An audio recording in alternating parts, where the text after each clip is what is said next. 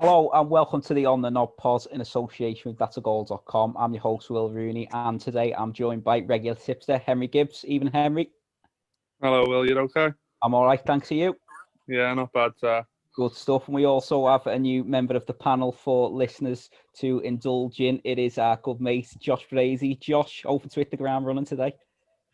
Yeah, good evening all. It's a pleasure to be on. Andy's brought the big heavyweights in, so I'm glad to have been in the corner for them. Well, let's hope you have some killer blows for us, some knockout blows with the tips. First of all, Josh, just let listeners get to know you a little bit. We asked Henry and Ant when he was on, we asked a couple of our guests who their favourite horse, past or present, is. Who is yours, if you've got one, to put you on this? A bit of an outside to this one, but I'm going to go with the ever-lovable Hello Buzz. The Betfair Chase at the ripe old age of 14. Indeed. For Willie Twiston Davis, who was a whippersnapper, wasn't he, I think? Well, it was Sam, wasn't it? Who won the 14. It shivers down my spine not watching that race again. So, yeah, I think it won its first beaches at the age of 12, but it just used to jump the ancient fences for fun. And I just fell in love with it, to be honest with you, for some bizarre reason. And since 10, yeah, that really got me blood going, to be honest. I like that when people don't give the Corso Star or Denman or Sprinter Sacre. I like horses like that have a little bit of a sentimental value. So, yeah. Well done, that one. We'll start with looking at the 3-day November meeting at Cheltenham that happened last week. And for me and a lot of people, the race going into it of the meeting was the Slayer Chase. Defi Desoy put the kettle on, and Rouge Vif, who obviously didn't run it, pulled the race apart a little bit. And then obviously Defi Desoy didn't turn up and was pulled up with, 2 fences to go, and put the kettle on when I won it. Henry, I know that you're a big fan of Defi Desoy. First of all, what's gone wrong with Philip Hobbs' charge? And B, it's 20-1 for the champion chase at the minute. Is that value still, even though in its past 2 runs at Cheltenham, it just hasn't performed? Yeah, it's a tricky one, to be fair, isn't it? Because it's 2 bad runs on the trot now where it's being beaten, really turning into the straight. And it was so promising last season, winning all Grade 1s, won the Tingle Creek well, for example. And it is worrying, the fact that you can excuse one bad run, but whether you can excuse another, it has to be a concern. For me, I'd like to see it have a little bit of a break, and then I'd maybe step it up in trip 2.5 miles and see how it gets on there. But 20-1 for the champion chase. There's no real standout at the moment, is there? Shekhanpur Swar will be interesting, obviously, if it stays fit. But the winner of that race on Sunday put the kettle on it. I don't think that's good enough to win a champion chase. So if Philip Hobbs can somehow get Defi back to the ability it has shown previously, then yeah, 20-1 could appeal to some people. But unfortunately, I'd want to see a bit of improvement first. Josh, put the kettle on 8-1 at the minute for the champion chase. Won the Arkle last season. Three wins at Cheltenham already. It's got course form. What do you reckon about that for an early shout already? Yeah, do you know what? I was looking at it today, and I was looking at the betting. I think it's good value, to be honest. Like Henry just said, looking at that race now, I don't think it's the strongest in Europe so far. Obviously, just the form of Defi at the moment. I mean, it was 4th last year in the championship out of 5, pulls up when it's really something quite a miss. It won off, put the kettle on 10 stone 10 at the weekend. It won the Arkle for similar weight as well. So the argument centre for the champion chase, I believe it gets its mayor's allowance as well. Yeah. So that could be a massive factor, to be honest, and I think that gets £7 knocked off. So I do think it's interesting, to be honest. I think its next race is going to be key, where they send it next. I mean, if it wins in style that its next race, maybe over the Christmas time, it could get half, couldn't it, if not more in price. So I wonder if it'll go the Mayor's Chase, though, because there's an option it might go the Mayor's Chase, the new race at Cheltenham, isn't there? I mean, if it continues to win these open Grade 1s, then, well, I know that was a Grade 2 on Sunday, but if it does step up and wins over Christmas, it has to go champion chase. But I think if it gets beat, I wouldn't be surprised if connections go for the Mayor's Chase instead, because it'll be an easier option, and everyone wants a Cheltenham winner, don't they? Definitely, yeah. Another disappointing performance over the meeting, of course, that a lot of people talked about was Carga Roll in the cross country. Henry, Tiger Roll, it was beaten at the festival by Easyland. Obviously, Easyland didn't turn up himself on Friday, but Tiger Roll, it's in a similar boat to maybe Defter, so it's obviously a little bit older, and there's a lot of talk about will it even make the Grand National out. What do you think about Tiger Roll? Do you think that that's another one that just needs a break now and see how he stands when it comes to the spring? Yeah, I think Gordon Elliott's come out and said, hasn't he? It's basically got time off now, and his next run may well be in the cross country at Cheltenham. Like you said, it is getting on a bit now. Tiger Roll, I think it's 10, isn't it? And it feels like it's been around for years because it obviously won the Triumph Hurdle, and eventually it was going to hit the wall, wasn't it? I hope not, but you wouldn't want to back it, would you, for either the cross country or the Grand National at the moment, because Elliott was saying that it was working well. He over the summer, it seemed to be better than ever, he was saying, and obviously it had the flat run, which you can't read too much into, but ran no race there, and then you'd have thought that was brought it on for the cross country race on Friday, but it had its good grounds, and it just didn't seem to travel with his usual enthusiasm from the get-go. Robbie Power was nudging away after the first couple of fences, and the writing was sort of on the wall. So definitely done the right thing, giving it a break. Should go hunting or something. I think they done that last time, and that got it back to its best. So maybe a bit of hunting for Tiger all over the next few months, and then hopefully bounce back in March before going to the Grand National. Good stuff, Henry. We'll look a little bit more about the 3-day meeting. Josh normally asks for a couple of eye catches, really, that you got in your tracker or in your notebook for the future. Is there anything that you can give listeners that might be a little bit of a value going down the line? To be honest, there's not much to me that stood out. I think Cool Cozy, the Paddy Power Gold Cup, it was a bit of a weird run, wasn't it, to be honest, but it ran them all into the grounds, so it was quite interesting. It went from the front, didn't it, and just galloped them all into submission. So it's a bit of an interesting one for me. I think that stood out maybe for that reason. It just galloped from the front, but it was just interesting to see some of the other jockeys giving it that much leeway as well. So I think it was quite a good performance, to be honest. But there was, for me, I think that was it, really. There was nothing over anything else, really, that did stand out.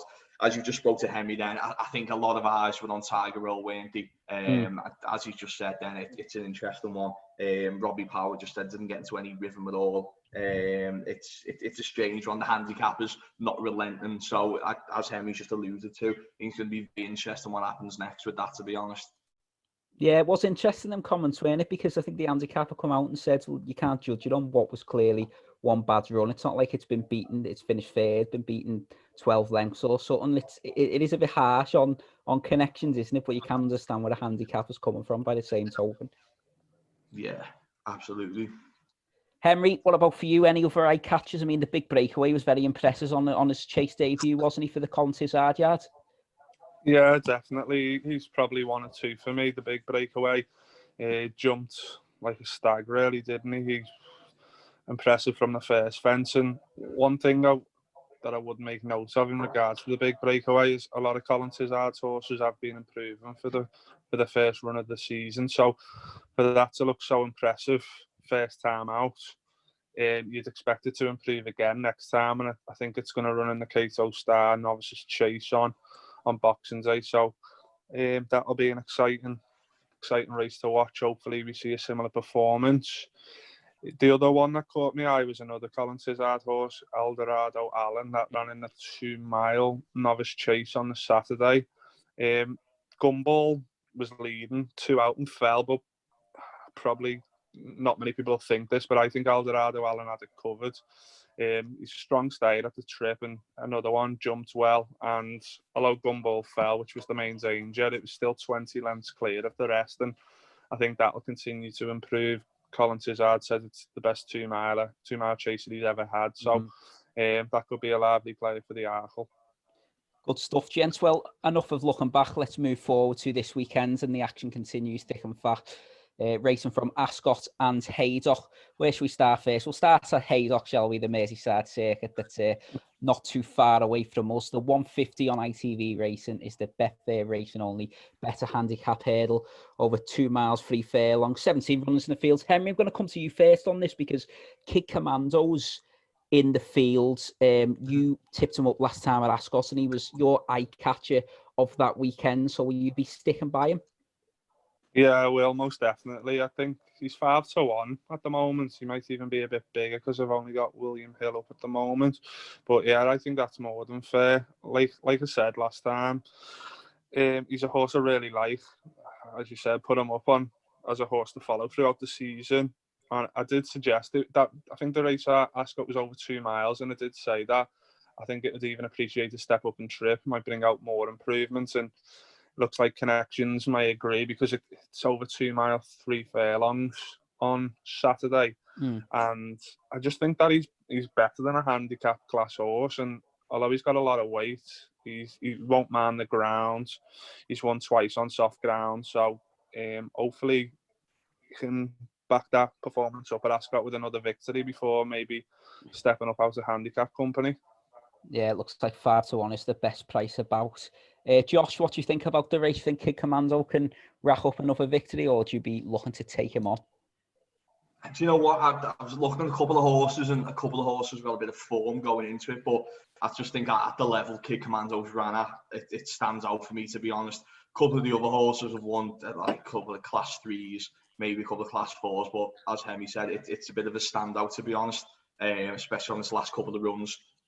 So for me, yeah, I'm in absolute agreement with Henry for this one, to be honest. Good stuff. Let's hope. Commando. 2 votes for Kid Commando. Let's hope that he gets listeners off to a good start. The next is the 225 Grade 3 Betfair Exchange Stayers handicap hurdle.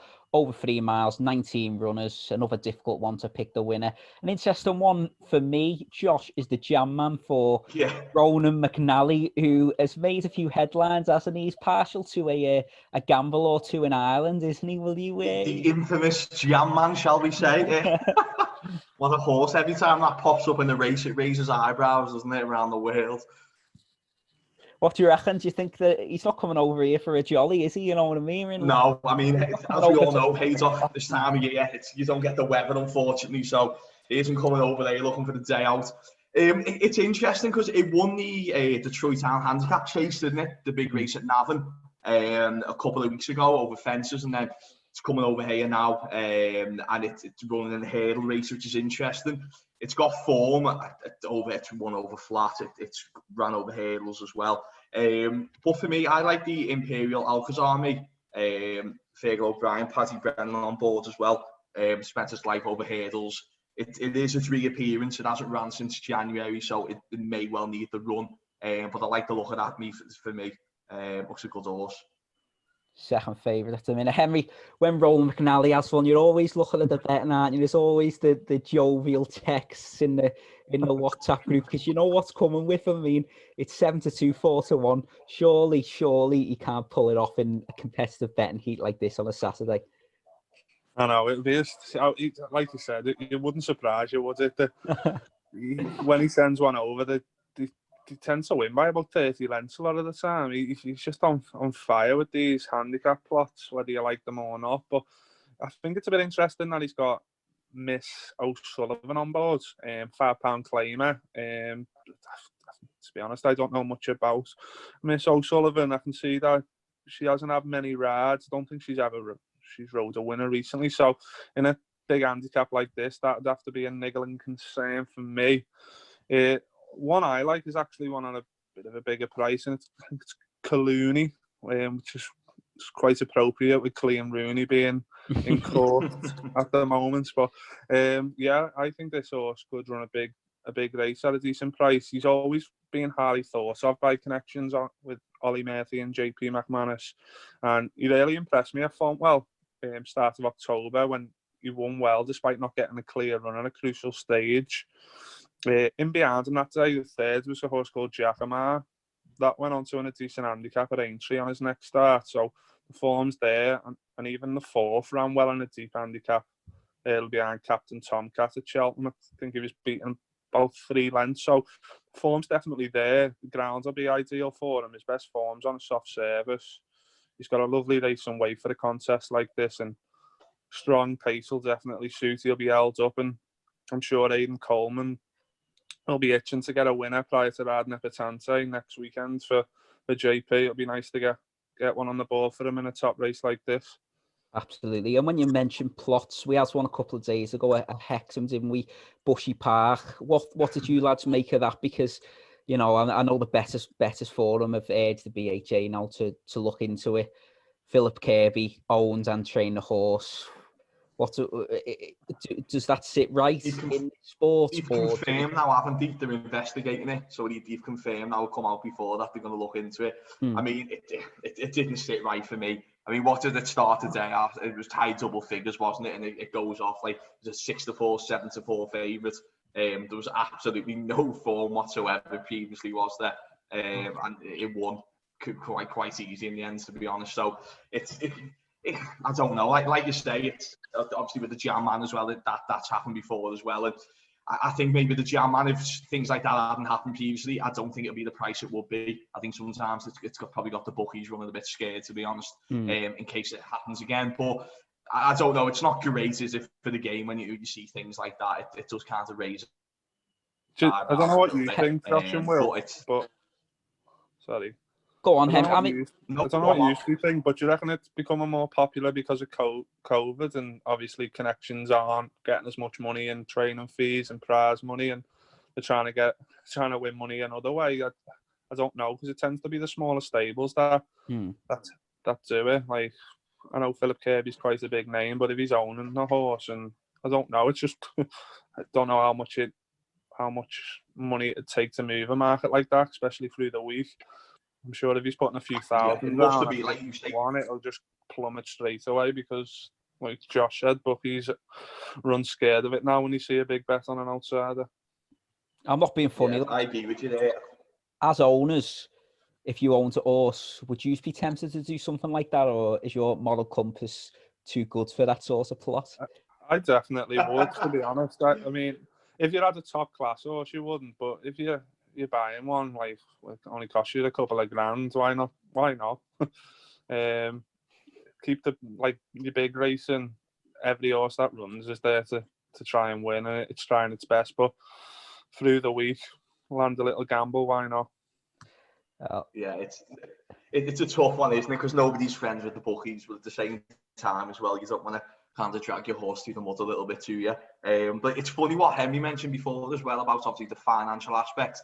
It was announced today, wasn't it? The horse racing in this country is getting a £40 million like bailout, so consisting like government loans and grants and stuff. So that should help maybe like your smaller circuits, maybe in your smaller yards and stuff now. So that'll be interesting to see what help that does provide as well, because it's a large amount of money. Brilliant stuff, Josh. Right, we'll go on to the feature of the weekend, which is the 3 o'clock at Haydock, the Betfair Chase, over 3 miles and 1 furlong. I mean, it's a superb contest, isn't it? But only 5 runners, which is disappointing. Last year's winner, Lost in Translation, and Bristol de Mai reoppose, as well as King George winner, Clanter's Oboe, Keeper Hill and Bells Hill also in the field. Josh, what would you be looking at the race? I mean, Lost in Translation's 5-4 favourites the minute. Obviously got form to the track, so is Bristol de Mai, but Clanter's Oboe's a classy horse in his own right. Yeah, we were there last year for the Betfair Chase as well, in typical Haydock-esque conditions, absolute mud bath. And it was quite impressive. Lost in Translation because it got built up, didn't it? Obviously take on Bristol de Mai, which is a mudlark, and one of Andy's favourite horses. I'm sure he'd be pleased to tell us about next week. And it was quite impressive how it won last year. It dug in, didn't it? It just got past it, and I can't personally see past it. I think it's 5-4 now. Haydock is expecting like torrential rain all day tomorrow as well, and I think Saturday morning as well. So that's going to make the track interesting. I honestly just can't see past it, to be honest. It obviously knows how to win there. It can handle the ground. It finished third as well, didn't it, in the Gold Cup, which flies under the radar a little bit as well. So it has a good run on that. So I honestly can't see past it. I can't see Bristol de Mai bouncing back for me. It beat Bristol de Mai quite comfortably, I think, in the Gold Cup. That was way down the field. So yeah, for me, Lost Translation is the standout. Like you say, just a bit disappointing. It's only a 5-runner race, but it is what it is, unfortunately. Henry, you've touched on Colin Tizard's horses needing a run this season. He is in a little bit of form now. He's obviously racking up the winners. But would you be worried, Lost in Translation, coming into this without a run against classy sorts like Haydock Specialist, Bristol de May and Clan's Oboe for a Paul Nicholls yard that's in flying form at the minute? Yeah, it is a niggling concern. Anyone would have to admit that, no matter how much of a Lost in Translation fan they are. But I do think he'll win this, to be honest. In terms of the 5 runners, I don't think Keeper Hill or Bells Hill are good enough, so then you're down to 3, aren't you? And Clem Desabot, every year it tends to need his first out, and he never seems to run a race like good enough to win a Grade 1, and then he steps up to win the King George Boxing Day. So I think it'll be something similar again, where just won't probably finish third behind Lost in Translation, Bristol de Mai, before going on to run a big race on Boxing Day. In terms of Lost in Translation and Bristol de Mai, the more rain that falls, obviously it's going to suit Bristol de Mai. This is his Gold Cup, really, isn't it? The Betfair Chase. But I just love Lost in Translation as a horse, and I'm happy to stick with it again this year. I thought last year it was ridden with such confidence, weren't it, by Robbie Power. Jumped well. He did get in tight to the last 2, but he still won well enough. Like a lot of horses that them two jumps, might have knocked the stuffing out a little bit, but I think he's still progressing. Lost in Translation, where Bristol de May might be regressing a little bit. He's getting on a bit now, and like you said, with the Colin Tizard team coming to the Boyle, I think he's a worthy favourite, and hopefully he can progress again this season and go close in the Gold Cup. It's an interesting point you make, though, about Bristol de May, because its Gold Cup, literally a Haydock. It loves conditions. Do you think the Twist and Davis yards will have this at its peak to win on Saturday? Because it's unlikely it's going to win the King George or the Gold Cup or whatever comes after that before it, isn't it? It is quite literally his main target for the season. So you'd think first time out it'll be at its pinnacle. Yeah, definitely. I mean, I think like Nigel Twiston-Davis, he's one of them. He'll never give up. He'll probably still say it's got a great chance in the Gold Cup, even if it gets beat on Saturday. That's just his mindset. But I think deep down he knows this is as good a chance as he's going to get to in another Grade 1. It's like we've seen the forecast. It's going to rain, and the more rain, the better. He's won this race by ridiculous margins in the past, hasn't he? So I think Lost in Translation will stay a bit closer to it this year if the ground is a bit, well, it's going to be heavy. So I don't think it'll, because last year it sat a few lengths off in at the back and just gradually creeped into it. But I think Puppy Power might have it a little bit closer. I must admit though, Tristan Davis is another trainer that horses don't seem to be running great at the moment. I mean, I'm just looking through his form, and he's had fancy horses, and just the last few runners he's had one beaten. Yeah, we'll go through his last few. He's had one beaten 7 lengths today, one beaten 4.5, one beaten 25 lengths, a favourite 12 lengths, and then a favourite yesterday beating that one won. But then he's had one beaten by 60 lengths, 27 lengths, and 31 lengths yesterday. And I don't know. I don't know. I know Bristol de Mai's probably been the forefront of his mind with the Betfair Chase in mind, but I think a lot of trainers' horses are coming on for the run with the type of season we're having. So I'm happy to play Lost in Translation to add another Betfair Chase to his reservoir. 2 shouts for the Jolly then, and we'll move on to the last ITV race at Haydock, also the last race on the card, that My Odds Boost on Betfair Stayers Handicap Chase. Class 3 affair over the extended 3 miles, 4 furlongs. Josh, we'll come to you first. Yeah, it's funny to see what's leading the betting on that. The Tom Poley, formerly of Philip Kirby as well.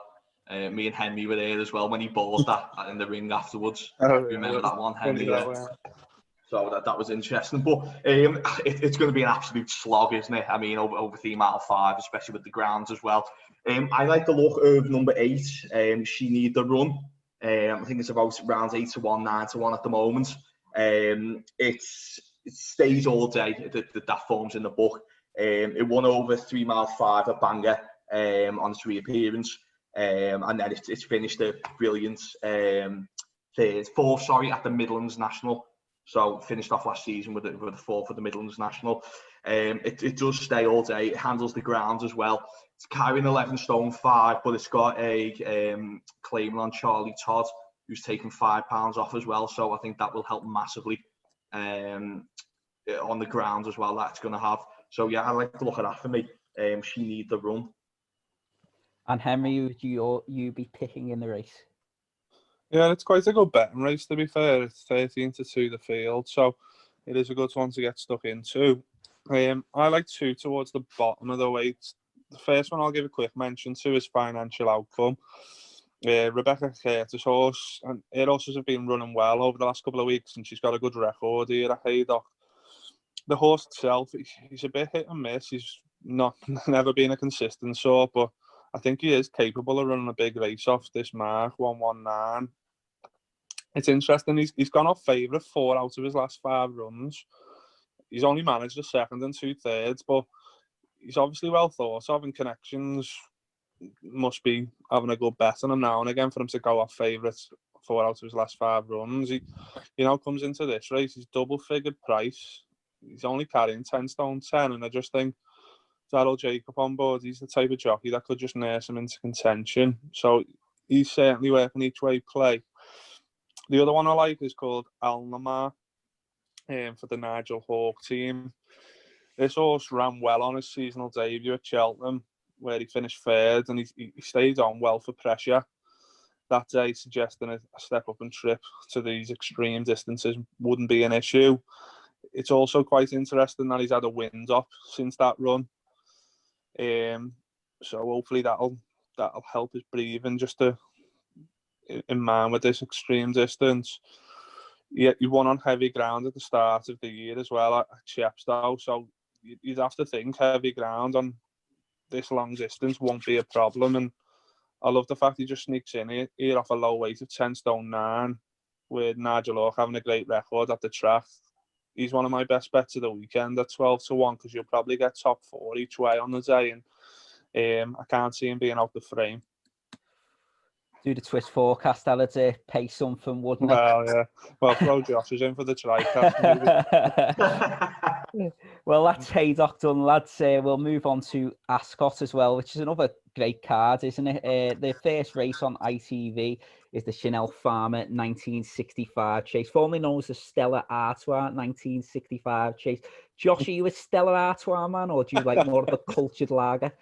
Absolutely not, mate. I'm not a lager man. I'm your Del Trotter type of guy. It's a cherry for me, a bit of Disaronno, or maybe a Pina Colada. So I'm glad it's changed its name, to be honest.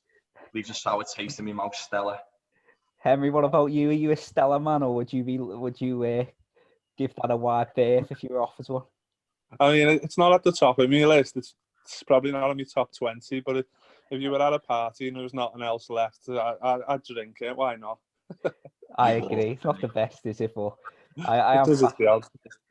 I think it's disgusting. Anyway, there is a race which is the Chanelle Pharma 1965 Chase, Grade 2 over 2 miles 5 furlong. Real Steel's having his first start for the Paul Nicholls Yards, formerly trained by Willie Mullins. We've also got Imperial Aura, who's impressed with Carlisle, Itchy Feet, and Black Courtin in another disappointing 4-runner field. Josh? Yeah, it's you know what? It's strange, isn't it? Because we've on like this mini lockdown, and then we've had the international break, which has gone on for weeks and weeks, as it seems. And obviously we had Cheltenham last week to save us. So yeah, and then got the football back this weekend, and the racing's kind of, wouldn't say bad, but a 4-runner field with races like this, it's a bit disappointing. But yeah, for me, I can't see past the favourite personally in this, to be honest. Imperial Aura, as you mentioned before, it won Carlisle on its reappearance. Pretty impressive, to be honest. It won Cheltenham, didn't it, back in March as well, so it's got the run under its belt. I think it handles the conditions, one on soft, one on heavy, so I think it'll be able to handle it. And I just think it stands out for me clear as day, to be honest. This horse, I think it's around 7-4, 2-1 now. So yeah, that's for me. Henry, what have you made of these horses that have swapped from Willie Mullins to Paul Nicholls? They haven't really fired yet, have they? No, they haven't, to be fair. I mean, Duke de Ginevra was unlucky on Sunday, I thought. Just got caught in it. I put the kettle on that.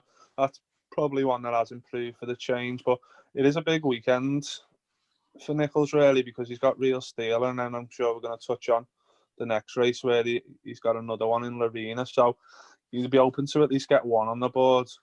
But yeah, in this race, I can only agree with Josh in terms of Imperial Order. This is a horse that I do think quite a lot of.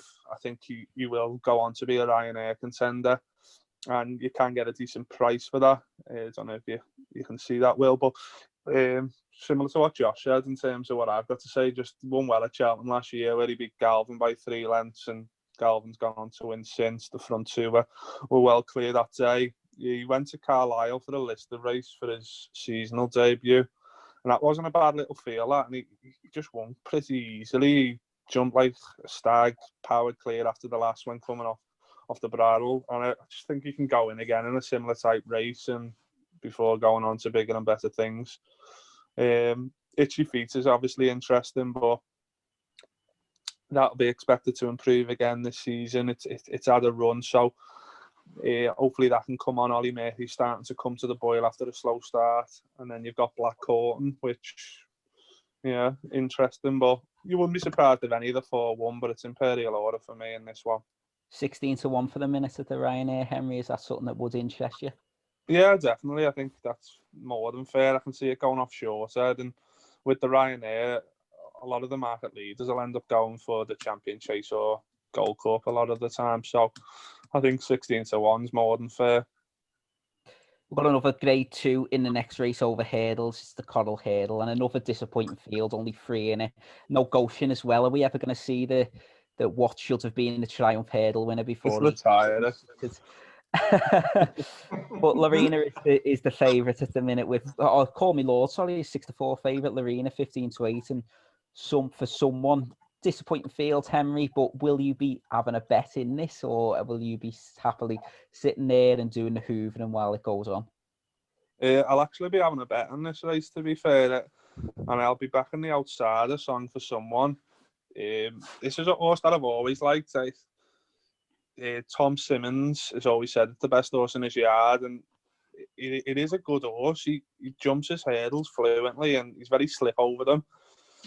He has had 272 days off the track, but that's not really an issue for me. He runs well fresh. He won after a 55-day break in February 2019, and then November last year, he was off the track for over 220 days there, and he won a decent little race by over 12 lengths. So that was on soft ground, and he's going to get soft ground again. I think his form's pretty consistent. I think he'll get quite a soft lead in front, and I like the booking of Nico de Boinville, and that'll do for me. 3-1, get that in a little win bet or your Saturday Trixie, because I don't think it should be the outsider in this race. I think the 3 of them are pretty evenly matched, and yeah, that'll do for me. Josh, does this sort of race get your pulse racing, or are you quite happily? Yeah, I'll quite happily overlook this one, to be honest. Just interesting what Henry said there about Tom Simmons as well. He's got 33% strike rate as well over the last 2 weeks, so obviously his yard's in a bit of form. But yeah, it just doesn't get my juices flowing at all, to be honest with you. I mean, you can make cases probably for all 3 of them, but I mean, look at Lorena's form going into this race, last 3 races. I think it's like pulls up and then tears out to 5. Call Me Lord as well I know it was his reappearance as well, but was beaten quite comfortably, ain't she, last time by Somerville Boy. So yeah, for me, yeah, you're gonna go for it. You may as well go for the outsider, like Henry said, good price, got good form, and it probably shouldn't be the outsider in the race either. So I do think the money will come for Lorena on Saturday. I think that will eventually go off favourite, because I listened to Harry Cobson get interviewed through the weekend. He just seemed to have a glow in his eye. He couldn't wait for Saturday just to ride this horse, and she's obviously had a wind off, hasn't she? And she's going to get a weight allowance off the other 2. So yeah, 10 stone 7. I think the money will come for her, but I just think Song for Someone's just solid and runs well fresh like the ground, so hopefully gets a soft lead, and they don't get past it. Again, I think it depends on Nichols gets on before that, doesn't it, as well, in other races. I think it's obviously the money will come in forward if he has to get a couple of trebles rolling over. But like you said, it's a pretty poor race, isn't it? But it's probably one that it's still worth a watch because Lorena is always an interesting horse, isn't she? And if you've got a bet on something for someone like me, why not have a little watch? And a note on Goshen, obviously not running. What do we think? Think it's going to go to the fighting fifth now, or is it going to maybe be the Christmas hurdle, something like that? I think Connections don't know what to do with the horse. I think they're overthinking every decision with flat runs, and then they were going to run in the Elite Hurdle, didn't go. Then they were going to run this weekend, they're not going. So I don't know what's going on, but I'll just continue to place lie on Betfair for the time being for the champion hurdle. Josh, are you a Goshen fan? Do you know what I was? It's just every time you hear that horse, though, all you do is think about that fall, don't you? I remember we were in the local Wetherspoons that day, and honestly, you could hear the pin drop. My associate next to me as well. My associate next to me has it in a treble as well. I shan't name his name, but yeah, it left a bitter taste in a few people's mouth that day. And I think as Henry said, it's like Connections don't know what to do with it now. It was kind of, oh my God, it wasn't won by a country mile if it stays up, and what's it going to go to next? And I don't know, like you said, the flat runs and stuff, and they just haven't quite made the minds up, have they? And it sounds stupid. We're only a month away from like the big Christmas races, and then probably you're resting it up then for Cheltenham maybe. So it is interesting to see what they are going to do next, because they haven't really got long to start making decisions. Definitely might go the Christmas hurdle with it. Yeah, I think personally it gives it a couple of months then, doesn't it, to Cheltenham? Maybe you might get a bit of a prep run in between that. But yeah, it's going to be massive for it, isn't it? I think wherever it goes next, it's probably going to dictate where then it goes in Cheltenham and stuff. If it goes to Christmas hurdle, it'll probably run against debutant, say then. But I don't know if any track's going to suit it. It'll probably be Kempton. But yeah, I'll be like I said, just play slay, and probably won't even run. Never mind, win. Good for you then, wouldn't it? We'll go on to the 3:15. Is the Coddlehurst Park handicap chase over the extended 2 mile trip. Magical Sate's going for 2 victories in 8 days. One at Cheltenham last weekend. Henry, are you surprised first of all Paul Nicholls is sending this horse out so quickly, and do you think he can back up with a quick fire double? Yeah, it is a little bit surprising, to be fair. It won well at Cheltenham. It's the best it's jumped, and it has disappointed at Cheltenham previously. It's went off favourite for I think the final race at Cheltenham on the festival. It was well fancied, well beaten there. It's ran a couple of other times at Cheltenham and disappointed. So it's one of them. Now that it's got its head in front, it might give a bit of confidence, but it's not for me at the prices. I like one of the outsiders again in this race. It's Drum Connor Lad. I think you can get around 7-1 for it. Won well on Halloween, October 31st, that air, and that was on heavy ground, and I just thought it was very impressive. It won comfortably. Didn't really have to break sweat, and the handicap is only raised at £5. I don't think that's harsh at all. It could have went up a lot more, in my opinion, maybe £9-12. So you're getting 7-1. Kevin Brogan, the jockey, he's a name to keep an eye on for all listeners. He's very, very good, and he's well worth his £7 claim. I think John Joe O'Neill was using him a lot, and I think a lot of other trainers will start to use him when they see his talent. So yeah, that's the one for me. It's not a strong selection, but it's certainly the value in the race. Josh, plenty of horses coming into this race on the back of a victory. Would you be looking to get on those who are in a little bit of form, or do you fancy something that can come bounce back here? No, do you know what? I think my one I fancy is next to Henry's in the bet. Abbey Magic for Henry's at Bromhead. Bryony Frost on board, which is a good booking. Off a low weight as well, 10 stone 10. An interesting runner again. To Bromhead doesn't come over there, as he to see Ascot in the middle of November. So he obviously quite fancies the horse. He's got good form over the islands, won a couple of good races as well. And won a good race coming into this as well. So I think for me, like Henry said, it's a good race to bet on, to be honest with you. And I think it's around 6-1, 11-2 now, Abbey Magic. But I think the standout for me as well was the jockey book and also the weight as well. and it's got form coming into the race. So yeah, absolutely, that's for me. Number 7, I'll be Magic. And the last race at Ascot and on ITV is the Coral Support and Prostate Cancer UK Standard Open National Hunt Flat Race. So basically the bumper we'll all be saying all day, and it's a competitive enough betting heat, isn't it, Josh? 13 runners in the race. Do you like betting on bumpers first of all? Because there's a bit of a niche, isn't it? You don't know what horses are ahead of any and which ones are precarious, which ones are prep for the run. It's difficult, isn't it, to nail you close to the mast when you're betting on the bumper? Yeah, I struggle with bumpers, I'm not going to lie, especially as well when you've got lots of unraced horses in there. And I think at times it depends what yard it comes from, doesn't it? It depends on obviously where it is in the betting, and obviously the previous in these races as well. But I mean, you've got Tizard, he's got a couple in there as well. Henderson's got a couple in there. I think you've got Ben Paulin's got one as well. So it's wide open for me. I couldn't honestly tell you at this moment in time what I'll be looking at. But it's very interesting for me. But I can't I'd be putting a pin into a newspaper for me, this type of race, to be honest. Long distance slugs are my forte, not bumpers, unfortunately. I think I'd rather someone tell me just to stick away from it. There's no point giving a horse that you don't fancy is the No, exactly. Don't want to lead people on. Exactly. And Henry, will you be leading anyone on here, or is there something that you actually fancy and you will be getting your money down on? Yeah, to be fair, well, if anyone says they fancy a horse in this, if they don't work for the stable, then they can't really be very, very truthful, in my opinion, because none of them have had a run, so it's just a guessing game. Some of them appeal on pedigree.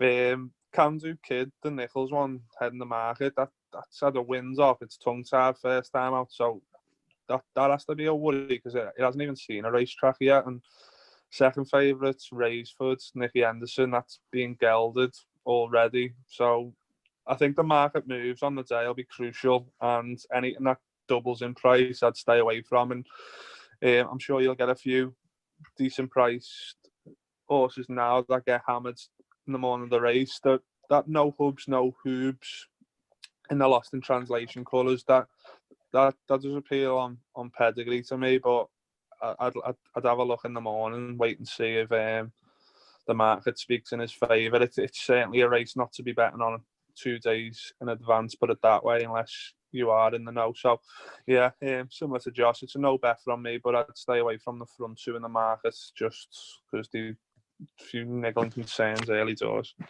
We'll come on to your best bets over the weekend next, but is anything else catching your eye across Saturday or Sunday, Henry? Yeah, there is one. It's not a great price, 2-1 in the course past one at Haydock. A horse I've always liked a lot, Master Tommy Tucker. I just think it's a horse with so much natural talent, just struggles with concentration. It always seems to make one howler, and if it could stop doing that, it could make out into a Group 1 horse, in my opinion. And it reminds me of My Bite last year in the Cato Star Novices Chase, similar, where it had them all going at it in behind, and My Bite obviously fell at the last, but Master Tommy Tucker fell 4 out. I just hope it ran in a 2-runner race last time out where it beat Precious Cargo by 12 lengths. Don't get me wrong, it was 2 runners, but Precious Cargo's no mug. And I'm hoping that win just gave him a bit of confidence now. And I think 2-1, you're basically getting 2-1 for him to stand up, and that's good enough for me. And if you can get around 50-1 for the King George before Saturday, there's no harm in having a very small each way bet on that, because as I say, I think he's got so much talent, and he did impress me until 4 out last year on Boxing Day. So yeah, that's the only one I'll give a mention to. So much talent, but lapse in concentration. So it sounds like Jordan Pickford or something, that, doesn't it? And Josh, what about you? Anything else across the weekend that you would be bullish about? To be honest, I'll be watching it with interest, to be honest with you. I think it's very interesting, especially leading into the Christmas period now, isn't it? I think obviously horses win here, and depends on where they're entered for. I think you'll see lots of movement in the market and stuff. It was funny, the race Henry mentioned then though as well. There's a horse in that race called Dashel Drasher, which I've backed before. Favourite horse, that I think. It's what? It's one of the few bets on our Group bets when you've picked it, that, to be fair, hasn't it?